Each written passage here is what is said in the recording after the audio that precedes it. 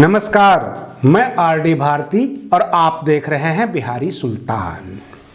राष्ट्रीय एकता दिवस यानी सरदार वल्लभ भाई पटेल की जयंती पर राष्ट्रीय एकता दिवस मनाई जा रही थी और खास करके भाजपा मना रही थी। और ठीक उसी दिन अखिलेश यादव जी का बयान आता है कि मोहम्मद अली जिन्ना महापुरुषों में से एक थे, जैसे गांधी, नेहरू, बाकी लोग। कुल मिलाकर एक राजनीतिक बवाल हुआ। उस राजनीतिक बवाल से बहुत कुछ बातें निकलकर सामने आई है जो आपको जानना बहुत ज्यादा जरूरी है। अगर आप निष्पक्ष पत्रकारिता को पसंद करते हैं तो आप निष्पक्ष चैनल को, निष्पक्ष पत्रकारों को आर्थिक सहायता जरूर किया करें, क्योंकि आप तक बिल्कुल खास खबरें, सच्ची खबरें पहुंचा करेगी।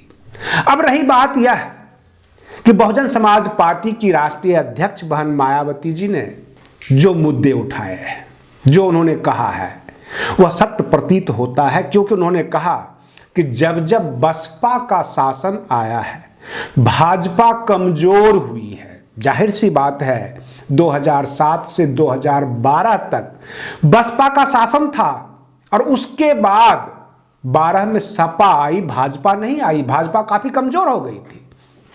और जब जब सपा का शासन होता है, भाजपा मजबूत होती है। तो जाहिर सी बात है कि 2012 से 2017 तक सपा का शासन काल था, उसके बाद भाजपा आई है। बहन जी का कहना यह है कि अगर भाजपा को कमजोर करना है तो उत्तर प्रदेश की सत्ता में बसपा को लाएं, संवैधानिक शासन होगा। और रही बात यह कि बहुत सारे वरिष्ठ पत्रकारों का कहना है, एक नेशनल डिबेट हुआ और सबने अपना अपना ओपिनियन रखा कि भाजपा के पिच पर अखिलेश यादव खेल रहे हैं, क्योंकि पूरा देश जब राष्ट्रीय एकता दिवस मना रही है, सरदार वल्लभ भाई पटेल की तुलना जिन्ना से कैसे की जा सकती है, गांधी और नेहरू से कैसे की जा सकती है।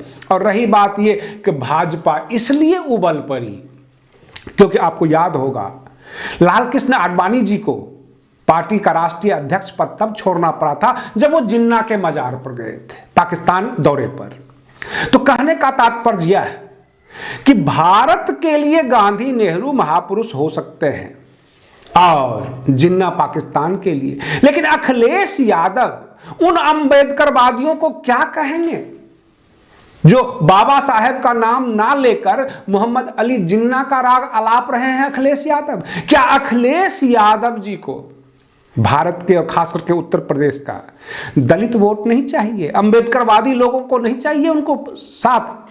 कुल मिलाकर अखिलेश यादव जी ने अपनी मानसिकता जाहिर कर दी। वह अंबेडकरवादी नहीं, वह जिन्नावादी है। वह अल्पसंख्यक वोटों के लालच में है, अल्पसंख्यकों को लुभाने के लिए जो है ऐसा बयान दिए। और कुल मिलाकर यह भी अंदेशा है कि भाजपा और सपा ध्रुवीकरण चाहती है, हिंदू मुसलमान हो जाए, मुस्लिम वोट सपा को मिल जाए और टोटल हिंदू वोट भाजपा को मिल जाए। ऐसा इनकी प्लानिंग है या अंदर खाते इनकी बातचीत, दुनिया तो यही कहेगी। अब प्रश्न यह उठता है कि बहुजन समाज पार्टी की राष्ट्रीय अध्यक्ष बहन मायावती जी ने जो ट्वीट किया, जो कहा कि इन लोगों की मिली हुई साजिश है, ये एक ही पिच पर खेल रहे हैं, यह समाज को और राज्य को सबको कमजोर करना चाहते हैं, आम जनता को कमजोर करना चाहते हैं, ध्रुवीकरण करके, हिंदू मुसलमान करके यह इलेक्शन कराना चाहते हैं। ये बात सत्य प्रतीत होता है। क्योंकि अखिलेश यादव जी इस तरह का बयान क्यों दिए और उनके तरफ से कोई संतोषजनक सफाई भी नहीं आई कि भारत के अंदर जिन्ना का क्या काम, पाकिस्तान में नाम तो हो तो चलता है, भारत में तो एक ही नाम होना चाहिए, संविधान निर्माता बाबा साहेब भीमराव अंबेडकर का। अगर आप SC, ST, OBC माइनॉरिटीज को पसंद करते हैं, इनके बारे में सोचते हैं, तो अंबेडकर से बड़ा कोई नाम नहीं है।